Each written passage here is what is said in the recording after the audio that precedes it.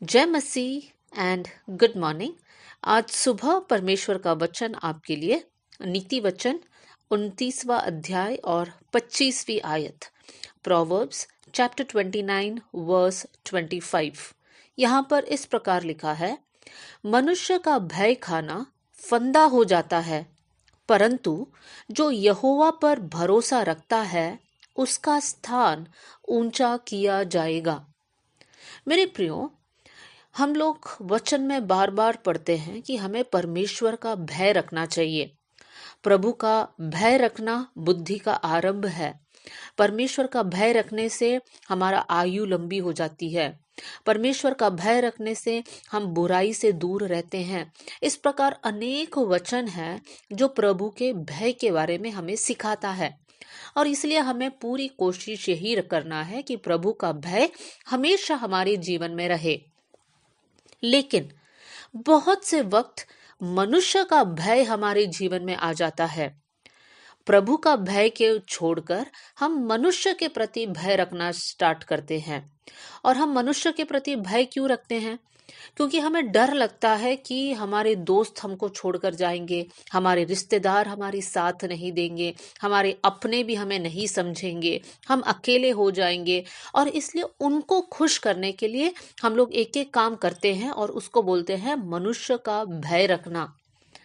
इसमें दिक्कत ये है कि जब हम मनुष्य का भय रखते हैं तो प्रभु का भय हमारे जीवन से निकल जाता है।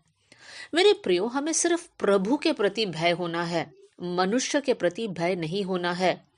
यहाँ पर आज जो वचन हमने पढ़ा, यहाँ पर इस प्रकार है, मनुष्य का भय खाना फंदा हो जाता है।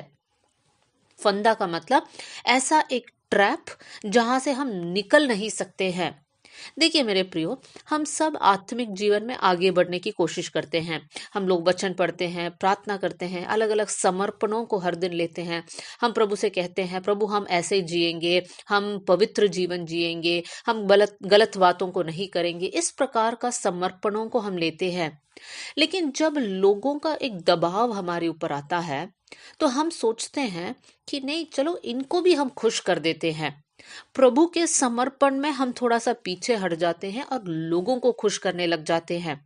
मेरे प्रियो, अगर आपने ये डिसीजन लिया कि प्रभु आज से मैं पवित्र जीवन जीऊंगा, और उसके बाद आप देख रहे हैं इस डिसीजन के कारण लोग मुझसे नाराज हो रहे हैं, मेरे अपने मुझसे नाराज हो रहे हैं, तो बहुत से वक्त ऐसा देखा जाता है कि लोग जो है अपनों को खुश करने के लिए उस पवित्रताई के साथ समझौता कर बैठते हैं। ये गलत है। हमें मनुष्य का भय कभी नहीं रखना चाहिए। यहाँ पर लिखा है, मनुष्य का भय खाना फंदा हो जाता है। मेरे प्रियो, आपके जीवन में ये एक ही निर्णय लेना कि हम प्रभु का भय में चलेंगे। और जब हम प्रभु के भय में चलेंगे तो अपने आप जो हमारे खिलाफ थे उनके मन को प्रभु बदलेगा। उनके सामने प्रभु आपको एक आदर का बर्तन बना देगा।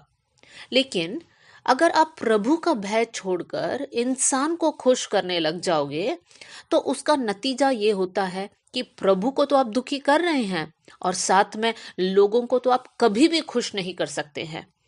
कुछ करेंगे, आपको लगेगा वो लोग खुश हैं, लेकिन उससे ज्यादा उम्मीद लोग आपसे करने लग जाएंगे। इसका मतलब ये नहीं कि लोगों के साथ एक दुश्मनी मोल कर रखना है। नो, हमें सबके साथ प्रेम में रहना है, लेकिन सिर्फ जो भय है वो प्रभु के प्रति हमारे जीवन में होना है। प्रभु के प्रति भय मतलब बुराई से दूर रहना, परमेश्वर को खुश करना। पतरस के बातों का एक दो बातें मैं आपके सामने रखना चाहती हूँ।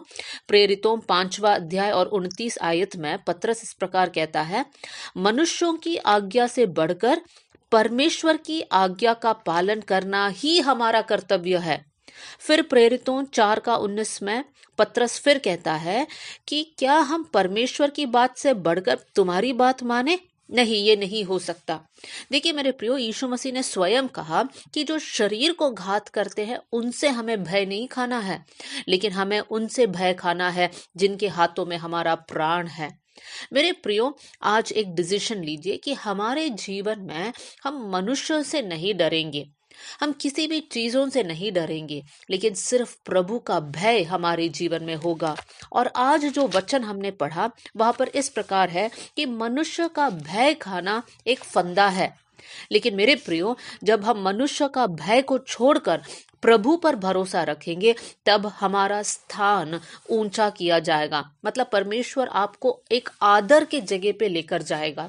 तो आज डिसीजन हमें लेना है, क्या आप मनुष्य के भय में रहना चाहते हैं या फिर प्रभु के भय में, प्रभु पर भरोसा रखकर आप आगे बढ़ना चाहते हो। आइए एक छोटी सी प्रार्थना हम करें।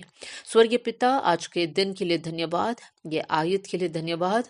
प्रभु, बहुत से वक्त हम लोगों से डरते हैं और उस कारण हम एक पवित्र जीवन नहीं जी पा रहे हैं, एक समर्पित जीवन हम नहीं जी पा रहे हैं।